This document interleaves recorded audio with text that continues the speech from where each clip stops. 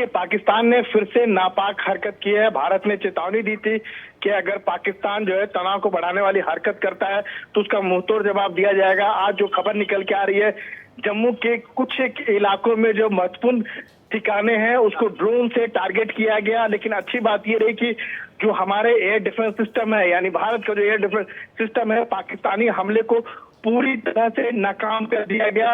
IB में सांबा के तरफ स्थिति ये भी है कि वहां पाकिस्तान की ओर से आईबी पर, इंटरनेशनल बॉर्डर पर युद्ध विराम का उल्लंघन किया जा रहा है, फायरिंग की जा रही है। बीएसएफ वहां पर तैनात उस गोलाबारी का जवाब दे रही है। फिलहाल जम्मू की स्थिति है कि एक लिहाज से कह सकते हैं कि पूरा ब्लैकआउट है, लाइट वहां पर नहीं है, लाइट लोगों ने खुद ही बंद कर दी है ताकि पाकिस्तानी अगर ड्रोन या मिसाइल के जरिए हमला किया जाता है तो वो कम से कम लाइट के जरिए उसका सहारा न ले सके।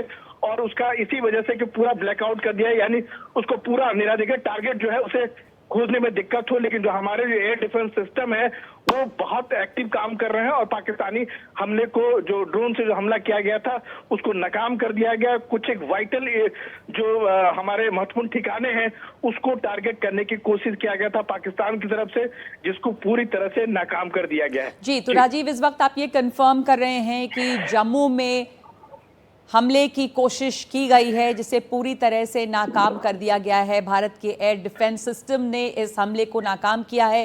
पाकिस्तान ने एक बार फिर से एक नाकाम कोशिश की है भारतीय शहरों पर हमला करने की और जम्मू के कुछ ठिकानों पर हमला करने की कोशिश की ड्रोन से, जिसे भारतीय एयर डिफेंस सिस्टम ने नाकाम किया है। जम्मू में और कुपवाड़ा में सायरन बजने के बाद ब्लैकआउट हुआ है। हमारे साथ मेरे सहयोगी अनुराग द्वारी भी जुड़ गए हैं।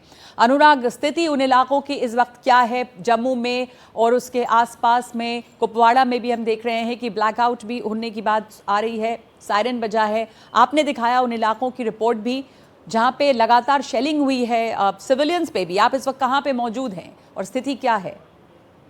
जी नगमा, मैं माफ़ी चाहता हूँ। सबसे पहले अपने कैमरा सहयोगी रिजवान को कहूँगा कि ये लाइट बंद कर दें क्योंकि यहाँ पर भी कुछ ऐसी खबरें आई हैं। रिजवान भाई, मैं अंधेरे में ही आपसे बात करने की कोशिश करता हूँ। मैं इस वक्त राजौरी में हूँ। पुंछ को भी हम देखते हुए आए हैं। वहाँ पर तो ऐसा लग रहा था कि हर तीसरी गली में शेलिंग हुई है, मोटार से हमले हुए हैं, लगातार हमले हुए। और इस वक्त जो सबसे बड़ी खबर आ रही है जम्मू से कि वहाँ किस तरह से पूरे कई अहम इलाकों में ड्रोन हमले की कोशिश की गई, लेकिन जैसा राजीव बता रहे थे कि उसको नाकाम कर दिया गया है। शहर पूरी तरह से ब्लैकआउट है। कई जो अहम इंस्टॉलेशन है, कई जो अहम ठिकाने हैं, उन पर एक तरह से हमला करने की नापाक कोशिश की गई है। इसमें कई सिविलियन इलाके भी हैं। जिस तरह से पाकिस्तान बार बार कायराना हमले कर रहा है क्योंकि भारत ने तो उनके आतंकी पनागाहों को, आतंकी चारागाहों को निशाना बनाया था, लेकिन जिस तरह से पुंछ हो, चाहे राजौरी हो, चाहे और कश्मीर डिवीजन के इलाके हैं, जम्मू डिवीजन के इलाकों में जिस तरह से निर्दोष लोगों को, निहत्थे लोगों को हथियार उन पर गोला बारूद बरसाया गया है, ये बहुत ही जघन्य कृत्य है। अगर आप देखें पुंछ में भी इन्होंने, चाहे बीटी कॉलेज का इलाका हो, पुल के तरफ आप जाएं तो शहर के बीचों बीच में लोग बता रहे हैं 65-71 की लड़ाई में भी कभी इस तरह से फायरिंग उन्होंने नहीं देखी कि शहर के बीचों बीच या उन गाँव में जहाँ पर बसाहट है, जहाँ सिविलियन इलाके हैं, उनको निशाना बनाया जाए। लेकिन इस बार किया जा रहा है। लेकिन अभी इस वक्त की सबसे अहम खबर जो राजौरी के पास में ही थोड़ी 2-3 घंटों की दूरी पर जम्मू है, वहां पर एक ब्लैकआउट की खबर आई है और वहां पर यह बताया जा रहा है कि ड्रोन से हमला करने की नापाक कोशिश की थी पाकिस्तान ने, जिसे भारतीय सुरक्षा बलों ने नाकाम कर दिया है। नगमा, बिल्कुल अनुराग, आपने रिपोर्ट भेजी, हमने इसमें देखा कि सिविलियन इलाकों में लोगों की दुकानों पर, घरों पर लगातार शेलिंग हुई है, मोर्टार का इस्तेमाल हुआ है और जैसा बता रहे हैं कि 65 और 71 में भी इस तरह की हरकत नहीं की गई थी। लेकिन जिन इलाकों में लोग रह रहे हैं, जहां पे बस्तियां हैं, गांव हैं, वहां पर भी पाकिस्तान हमले कर रहा है। ये बहुत बड़ा फ़र्क है। पाकिस्तान की तरफ से लगातार सिविलियन जगहों को निशाना बनाने की कोशिश हो रही है, जबकि भारत ने आतंकी ठिकानों को निशाना बनाया, वो भी पहलगाम के आतंकी हमले के बाद। पहलगाम, याद करिएगा, वो पहला प्रोवोकेशन था। उसके बाद ही भारत ने जवाबी कार्रवाई की जिसमें कि 9 आतंकी हमलों को निशाना बनाया गया। मुकेश सिंह सेंगर हमारे साथ जुड़ गए हैं। मुकेश, जो खबरें आ रही हैं जम्मू से, कुपवाड़ा से, सायरन बजने की, ब्लैकआउट की और साथ साथ ये भी कि तेज़ गतिविधियां हैं पाकिस्तानी टैंक्स की भारतीय सीमा की तरफ में, एक जमावड़ा सा देखा जा रहा है। देखिए, बिल्कुल जो जानकारी मिली है कि जम्मू में जो एयरपोर्ट है उसके आसपास कुछ जगहों पर ड्रोन से अटैक करने की कोशिश की गई है, जिसको हमारे एयर डिफेंस सिस्टम ने नाकाम कर दिया है। जम्मू में कई लोगों के फ़ोन आ रहे हैं और कई लोगों ने वीडियोस बनाए हैं। आसमान पर जो ड्रोन हैं वो उड़ते हुए दिखाई दे रहे थे, लेकिन एयर डिफेंस सिस्टम ने उन सभी ड्रोन्स को मार गिराया है। इसके अलावा कुछ और जगहों पर ड्रोन से हमले की जानकारी मिल रही है, लेकिन अभी आधिकारिक तौर पर कंफर्म नहीं है। लेकिन कहीं भी किसी तरह के नुकसान की खबर नहीं है, क्योंकि जितने भी ड्रोन अटैक पाकिस्तान की ओर से जितना भी ड्रोन अटैक करने की कोशिश की जा रही है एयर डिफेंस सिस्टम के जरिए, उन सारे जो ड्रोन्स हैं या जो मिसाइल्स हैं उनको जो है वो नष्ट किया जा रहा है।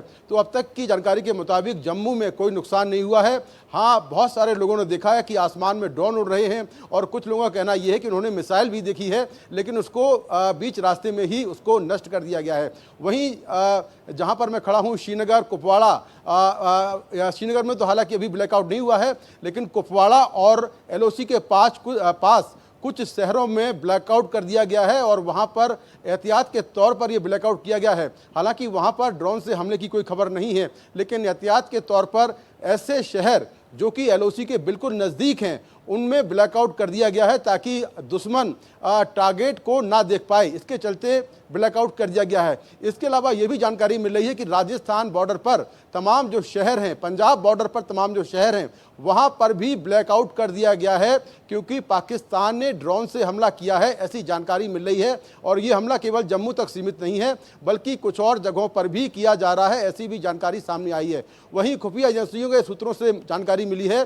कि रहीम यार खान और बहावलपुर, जो कि जहां पर बहावलपुर में जैश का हेडक्वार्टर था, जहां भारत ने एयर स्ट्राइक की है, वहां से पाकिस्तानी सेना के जो टैंकर हैं वो लगातार वहां पर इकट्ठा हो रहे हैं और उनकी कुछ मूवमेंट राजस्थान बॉर्डर की तरफ देखी गई है। जहां पर जैसलमेर और बीकानेर पड़ता है, उस तरफ पाकिस्तानी सेना के टैंकरों की मूवमेंट को देखा गया है। और हमारी सुरक्षा एजेंसियां और सुरक्षा बल इस हालात पर लगातार नज़र बनाए हुए हैं। राजस्थान में जहां पर इंटरनेशनल बॉर्डर है, वहां पर ऑलरेडी सेना, BSF के जवान और जो हमारे अर्धसैनिक बल हैं वो पहले से तैनात हैं।